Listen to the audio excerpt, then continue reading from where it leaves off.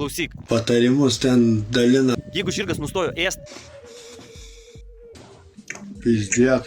pasidingo apetitas ir tu nežinai, ar jis jaučiasi blogai, pasižiūrėk į jo dantenas. Tarkim, va stovi žirgas vienas, vangus ir neturi jokio apetito.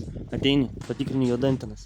Jeigu dantenas yra rožinės, viskas tvarkoja. Jeigu dantenas yra pamėlusios ar baltos, gali būti pizdėts. Čia pizdės. Viskas labai panašiai kaip su žmonėm. Pasidaro bloga, išblikšta ar pamėla veidas. Pas žirgus dantenos. Atsiprašau, kad keikiuosi. Na, ne visai pizdėts, bet jei nežinai ką daryt, imk ragą ir skambink veterinarui.